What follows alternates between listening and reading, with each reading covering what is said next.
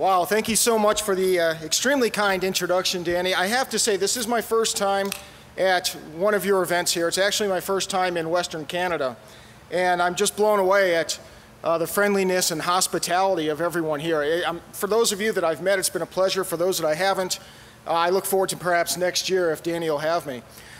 So you've also got me really fired up. I'm kind of new to this Alberta separation issue. And so if you have a referendum, am I allowed to meddle in your elections as an American? I mean, there's precedent, right? So if there's precedent, it's legal. So what I'm going to do here, and you know, before I start, something that really struck me last night. There was a gentleman who asked a question after Patrick Moore's fantastic presentation. And he brought up steroids and said, you know, with the steroid scandal and how it tainted sports for so long, is this climate hustle, this climate hoax, do you see it doing the same for science? And the way I see it, it's much, much worse.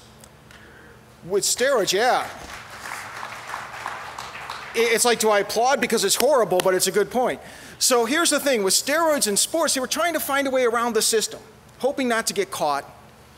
But with what they're doing to climate science, they are changing the definition of what science is. They're turning science into anti-science. I cannot tell you how many times when I'm quoted in the media or if I'm interviewed, they'll accuse me of attacking science, being anti-science, because I disagree with a conclusion, which is that we're creating a climate crisis. A conclusion is not science. Science is a process, not a result. You know, think back to when you were in grade school. We all learned this. The scientific method. The scientific method is you make observations, you form a theory, a hypothesis, and then you go out and test it. And you try to poke holes in your own theory. And if you can't find any flaws or any holes, you invite others to do it. And if they do it, it doesn't mean you're a bad scientist. You're getting us closer to the truth one way or the other. Science is a process. But now when they present in this highly politicized environment, this climate hustle, this climate crisis they claim, if you present science, they say you're attacking science. The same way I guess Galileo attacked science, and Copernicus attacked science, and Sir Isaac Newton attacked science, and Einstein attacked science. No, when we challenge the so-called climate consensus, we are performing science, not attacking it.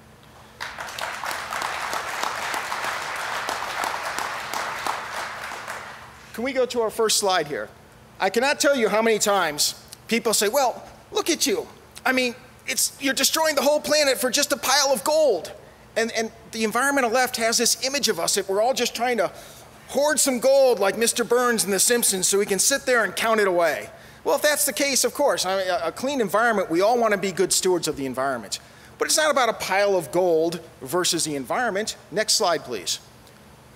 What's so important is, you know, we all want to have a better human condition. We all want higher living standards for people. Higher living standards, better living conditions.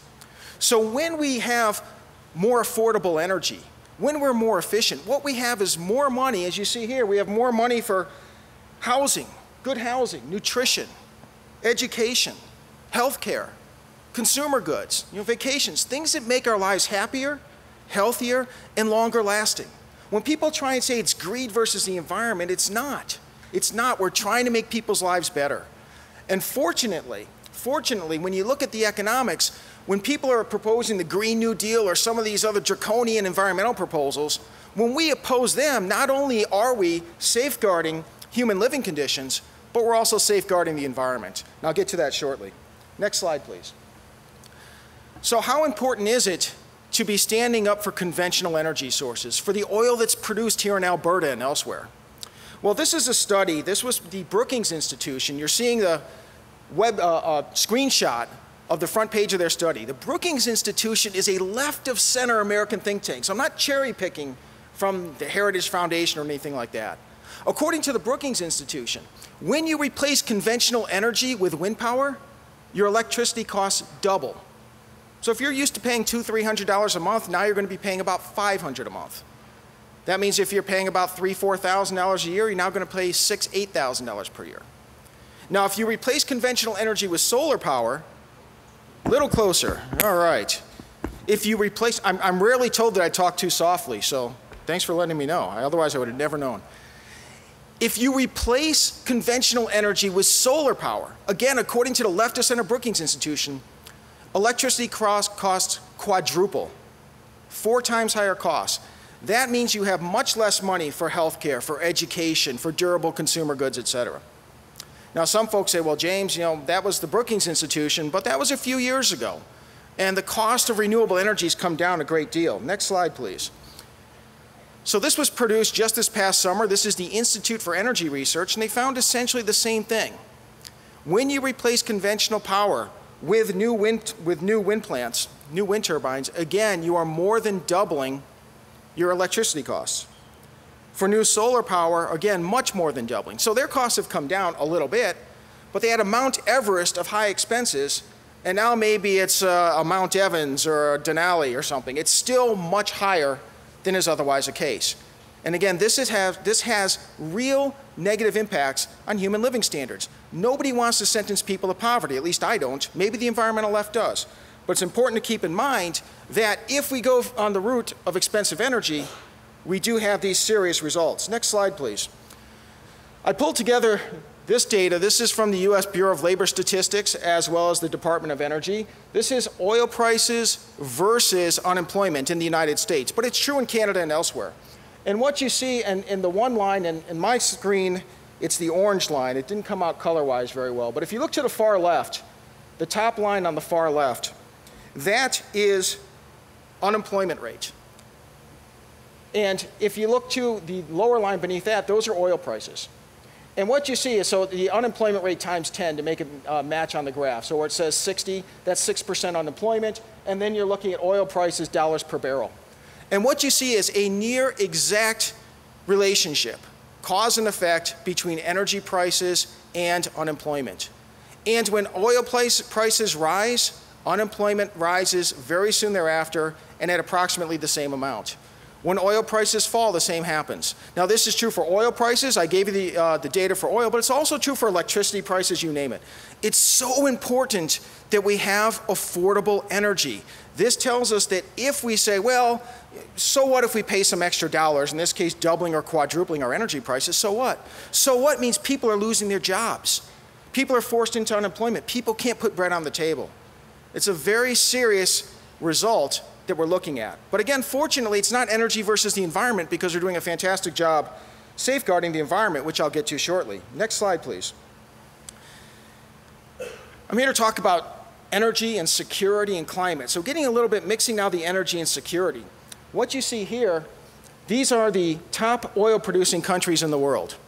And you see Canada at number 4. If you want to talk about economic security as well as national security, this is very important. And by the way, we know that the lion's share of that oil production in Canada is happening right here in Alberta. Whether you're part of Canada or whether you're your own nation, you have energy security. And that's absolutely. But it's not just economic security, it's national security. We often hear about how the United States has to send our military to the Middle East because of the oil production there and to safeguard it. When you're producing your own oil here, you don't have to get dragged into wars that have nothing to do with you other than to make sure you have energy. Now, next slide, please. The renewable power, the wind and solar power that we're told we need to switch over to, wind turbines and solar panels are dependent on rare earth minerals. You have to have them. Unlike the oil that's being produced so prodigiously here in Canada and Alberta, this here we see the top 10 countries for rare earth production. Look at the very top, that's China. And look how much compared to the other nations, 6 times more than the second largest producing nation. And you don't see Canada anywhere on that list. Sometimes people talk about, well, it's grown at home, though we're growing our wind power at home and our solar power. No, but you need the Canadian rare earth minerals to produce your equipment. And your equipment only lasts for 20 years or so you're going to need to keep buying it. You become more dependent on potentially hostile powers and more dependent economically on other nations than you would be by keeping with your oil production here at home. Next slide, please. All right, I want to show you this quickly and then move on. I want you to hold this thought because I mentioned rare earth minerals and I mentioned the importance of environmental stewardship. I hope we all agree we want a good environment. I know I do. That, by the way, is a rare earth mineral mine, one of the few left in the United States. That's taken in California. They largely don't exist anymore because it is among the most, probably the most environmentally destructive activity on the planet. We won't have it anymore. If we want to have more wind and solar power, this is what we're getting all over the place versus what you see here in Alberta, where you have a very minimal environmental imprint from oil production. Next slide, please.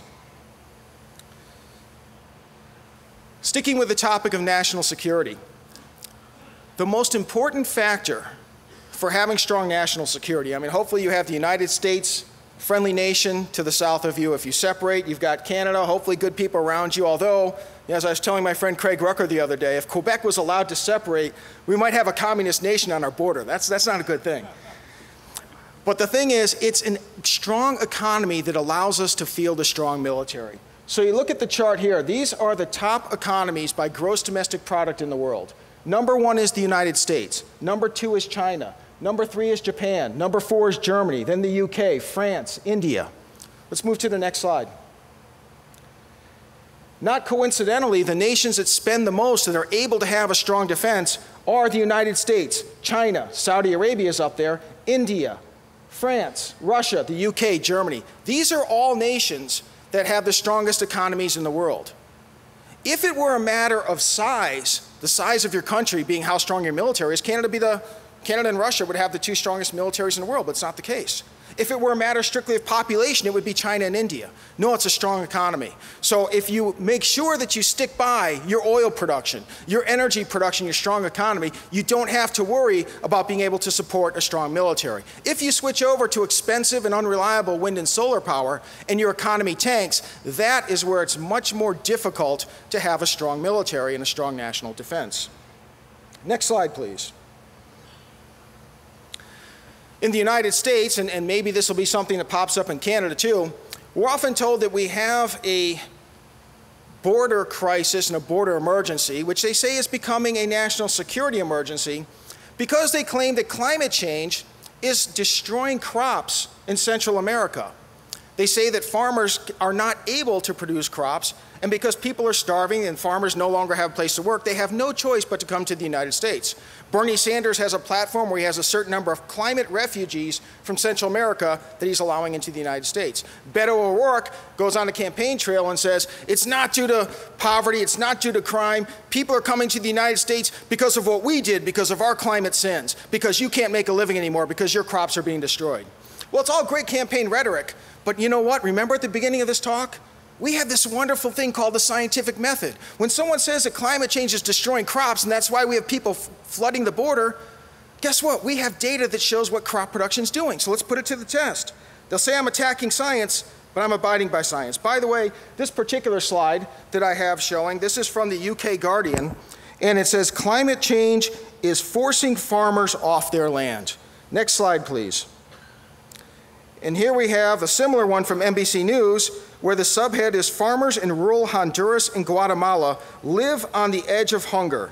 And then, of course, they say it's due to climate change. So Guatemala, Honduras are 2 big nations, Central America as a whole. Let's look at the facts. Next slide, please.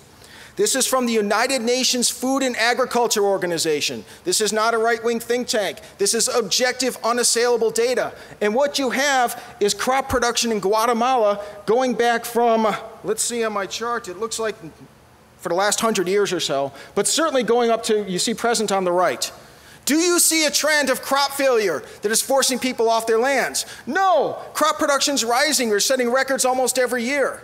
And yet they blame it on global warming because they trust that people won't be bothered to look at the facts. But now we know the facts. Next slide, please. Honduras, the same thing, even more striking.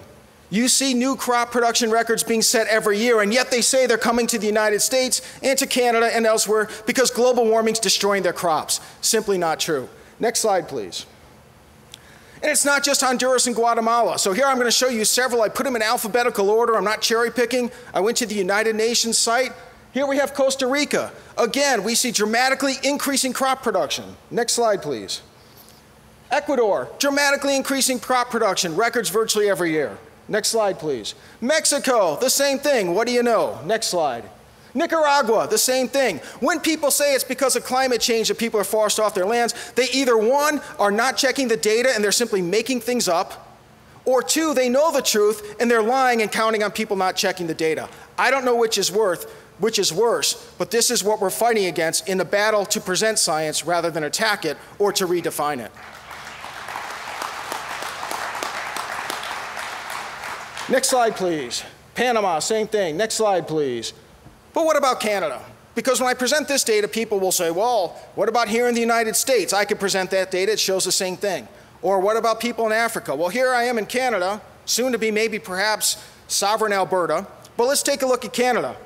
Here we have an article. This is from Federated Insurance Canada. Even the insurance companies are looking for reasons to jack up your premiums and say that you have to pay more because of climate change.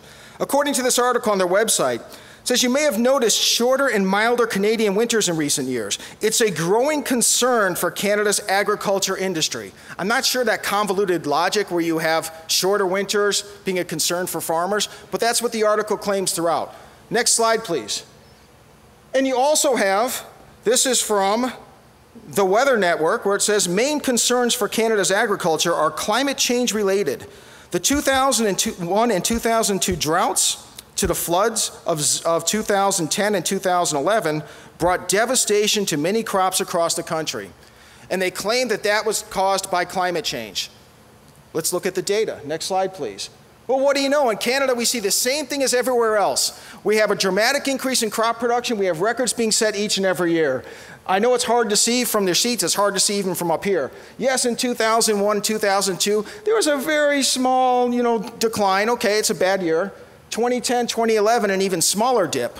But the trend is clear. Anybody who takes a look at that and says climate change is destroying Canadian crops, again, they either don't know what they're talking about or they're counting on you not checking the facts. Either way, we're going to point out the facts here. We're going to point it out everywhere. We're going to make sure people know it's not climate change that's harming crops. It's climate change, if anything, that's benefiting crops.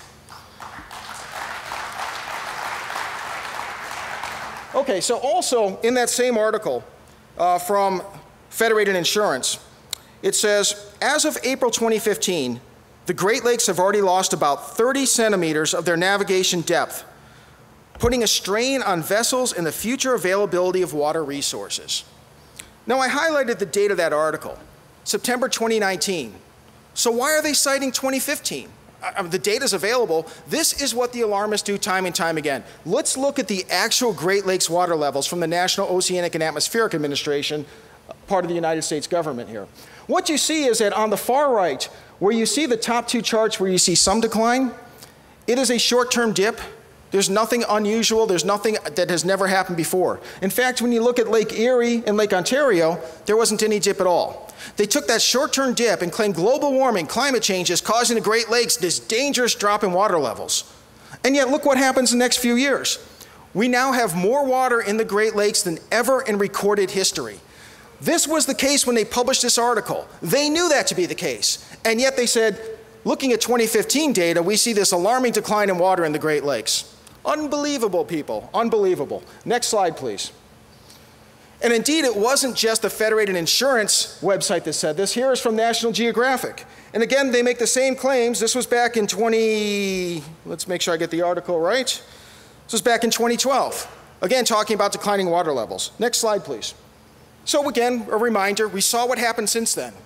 So now that water levels are at record levels, do you think National Geographic, who here thinks National Geographic has addressed that topic now that water is at record levels? Of course not. How about anybody else? Aha, I didn't think so either, but I checked. Next slide, please. So here's what they're saying now. Why are water levels in the Great Lakes fluctuating so wildly? Low water levels are terrible. They're terrible. And now that they're setting records, well, we can't say it's a good thing. Why are they fluctuating so wildly? Of course, did anybody see wild fluctuation in the real data? No, of course not. But now that we have record water levels, they want to find a way to make you think that's a climate crisis too.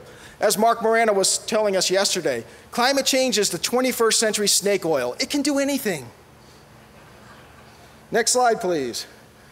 So getting back to rare earth minerals. And there was a lady last night who asked a question, a challenging question about environmental issues. And I really don't share her point of view, but Craig Rucker and I were talking with her before last night's dinner presentation. And actually, she was quite nice, and we had a good conversation. She has a strong concern about the environment, and so do I. But what we want to do is we want to employ the scientific method. We want to look at data. We want to look at the facts. So here, again, the photo of the rare earth mine. The Earth Journalism Network published an article, The Dark Side of Renewable Energy. These compounds, talking about rare earth minerals, which are highly toxic when mined and processed, also take a heavy environmental toll on soil and water. From Yale Environment 360, one of the most extreme activist environmental organizations out there, quote, the removal of these elements from the Earth's crust using a mix of water and chemicals caused extensive water and soil pollution. Today, concrete leaching ponds and plastic-lined wastewater pools dot the hills. At one abandoned site, large wastewater ponds sit uncovered and open to the elements. Folks, we will not allow this in Western democratic nations. People won't put up with it. Basically, we're poisoning people in China because their government doesn't care in order for us to claim that we're green and clean and we're reducing emissions. There's more to environmental issues. There's more to being green than simply carbon dioxide emissions. One of them is either eliminating or finding ways to improve rare earth mining. And when we have to do it, we're doing it because we have to. In this case, we don't, not for wind power and solar power, because we have better alternatives. Next slide, please. This is a satellite image taken from Berkeley Earth, and I took this off my computer screen this morning. And what you see is particulate matter, so basically a proxy for pretty much all pollution throughout the world. And you see on the bottom left the chart. Green is fantastic, yellow is a little bit moderate pollution, and orange, red are worse. Look at Canada. Look at the United States. Look at the Northern Hemisphere as a whole. Much cleaner than Asia, much cleaner than the rest of the world. And by the way, this is not something that's, I'm cherry picking. I took it this morning. But some people may say, okay, well, it's a Saturday, and what about other data? Let's go to the next slide. I recently gave a talk in Toronto, and before going up there, I took this image from Berkeley Earth. By the way, this was taken at 6 p.m. Eastern time on a weekday. So in Toronto and on the east coast of the United States, we'd had a full day of pollution, full day of industrial activity, a full day of commutes. And by the way, in Europe and Asia, it's the middle of the night.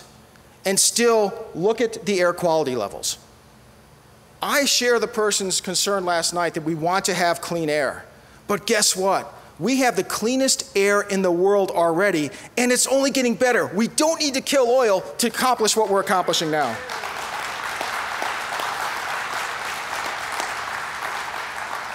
Just a few more before I turn it over to Craig, because the less I talk, the more Craig gets to talk, which is good for all of us. Next slide, please. Before my Toronto talk, I saw this in the newspaper. It had come up just a few months ago. And the headline was, Toronto just set a record for the hottest October 1st in history. And the article, of course, blames climate change and makes it seem like we have this crisis of new high temperature records all over the place. Next slide, please. And yet, when you look at the actual data for the highest temperature set in Toronto history, 9 of the 10 hottest days in Toronto history occurred before 1990, more than 30 years ago. Only one has occurred since then. When they say that Toronto, or when they say Canada, and they say the world as a whole is having these extreme heat events, it's simply not the case. Listen, high temperature records, low temperature records have always been set and always will be set. But you don't see the trend that they say is occurring. This is temperature data taken from the European Science Foundation. It was published in the peer-reviewed journal Science Magazine. By the way, I hope you noticed everything I presented here is objective data. We are performing science.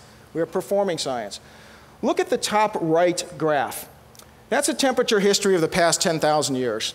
And as Patrick Moore so very well demonstrated last night, we see that there is a long-term declining trend in temperatures.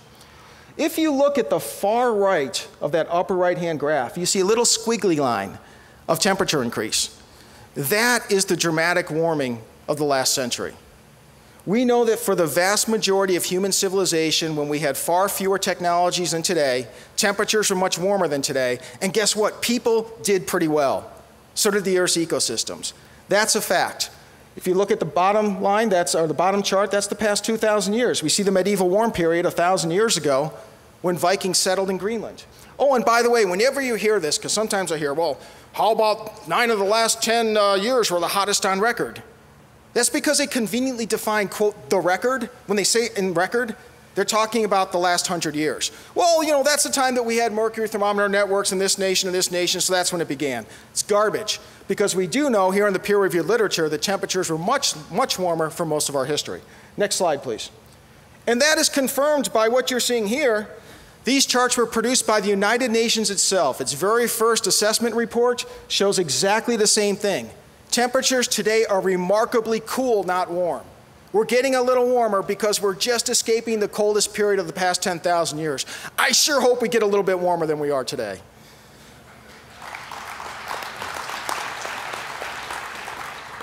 Next slide, please.